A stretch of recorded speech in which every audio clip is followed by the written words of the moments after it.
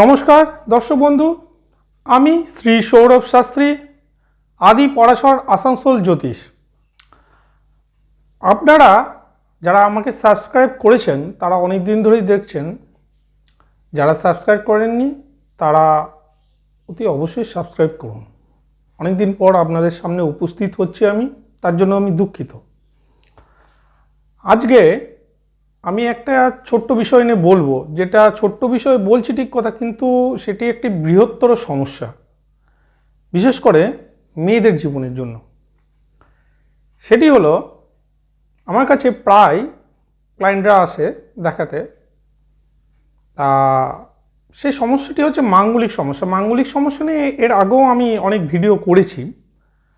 তা মাঙ্গলিক সমস্যার যেটি প্রধানত কারণ এবং বলা দরকার, সেটি আমি আগের ভিডিও দেখেছি, বলেছি।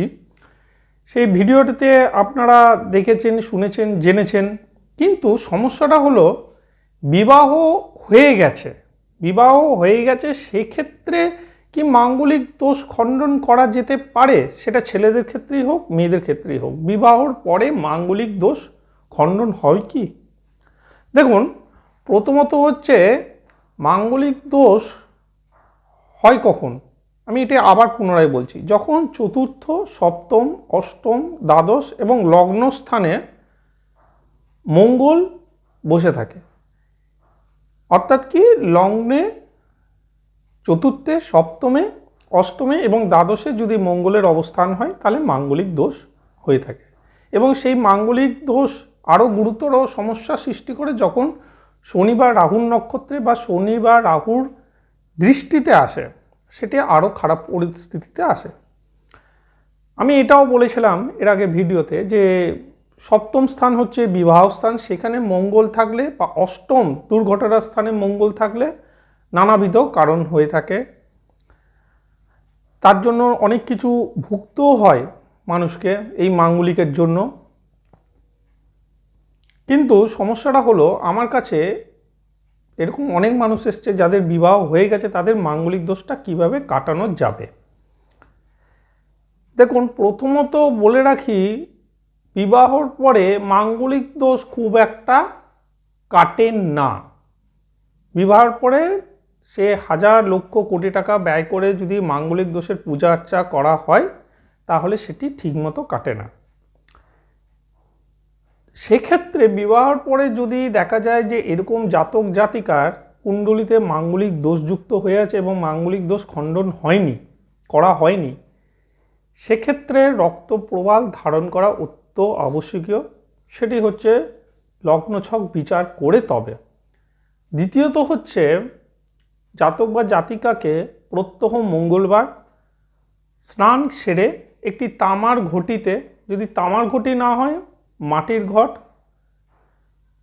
এক ঘট জল নিয়ে সেটি পূর্ব দিকে মুখ করে কলা গাছ বা বট গাছের বৃক্ষের গোড়ায় ঢালতে হবে।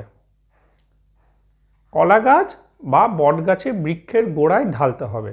দ্বিতীয়তই হচ্ছে, প্রতি মঙ্গলবার অথবা মাসে যে কোনো একটি মঙ্গলবার কোনো অভাবী ব্যক্তিকে নিজের সাধ্যমতো, তবে কমপক্ষে 500 গ্রাম মুসুর ডাল দান করতে হবে এবং দক্ষিণা কিছু পয়সা। তাহলে কি বললাম, যে মিনিমাম 500 গ্রাম মুসুর ডাল এবং যৎসামান্য পয়সা কোনো অভাবী ব্যক্তিকে দান করতে হবে প্রতি মঙ্গলবার অথবা মাসের যে কোনো একটি মঙ্গলবার। তৃতীয়ত হচ্ছে, মঙ্গলবার নিরামিষ ভোজন এবং হনুমান চালিসা পাঠ বা দুর্গা চালিসা পাঠ বা গণেশ সংকট নাশন স্তোত্র পাঠ করতে হবে। এই গণেশ সংকট নাশনে একটি ব্যাপার আছে, সেটি হচ্ছে ওই মঙ্গলবার যখন গণেশ সংকট নাশন মন্ত্র পড়া হবে, তখন 5টি দুব্বা এবং একটি হরিদ্রা পুষ্প বা হলুদ ফুল গণেশ ঠাকুরের চরণে রাখতে হবে এবং একটি ঘিয়ের প্রদীপ জ্বালিয়ে, ধূপকাঠি জ্বালিয়ে সেই স্তোত্রটি পাঠ করতে হবে। এই যে প্রতিকারটি বললাম গণেশের, এটি শুধুমাত্র মাঙ্গলিক নয়, যাদের ষষ্ঠে মঙ্গল বসে আছে বা ষষ্ঠ পতির সাথে মঙ্গল যুক্ত হয়েছে, অর্থাৎ যাদের ঋণ ক্রমাগত বেড়েই চলেছে, ঋণ শোধ করতে পারছে না, তারাও এই প্রতিকারটি করতে পারে। চতুর্থত হচ্ছে, কখনোই সন্ধেবেলায় বটগাছের তলায় তাদের থাকা চলবে না। যেসব জাতক জাতিকাদের মাঙ্গলিক দোষযুক্ত অথচ বিবাহ হয়ে গেছে, বটগাছের নিচে বা অশ্বত্থ গাছের নিচে থাকা চলবে না। পঞ্চমত হচ্ছে, সদা সর্বদা পরিষ্কার পরিচ্ছন্ন থাকতে হবে। তাদের এঁটো খাবার, অর্থাৎ যে সকল জাতক জাতিকাদের মাঙ্গলিক দোষযুক্ত এবং বিবাহ হয়ে গেছে, তাদের এঁটো খাবার যেন কোনো বন্য প্রাণী বা মনুষ্য না গ্রহণ করে, এটি মাথায় রাখতে হবে। তাহলে এই কটি প্রতিকার দ্বারা আমি মাঙ্গলিক দোষ খণ্ডন করতে পারবো না, কিন্তু মাঙ্গলিক দোষের ফলে যে কুপ্রভাব তাকে কিছুটা হলেও প্রতিরোধ করতে পারি।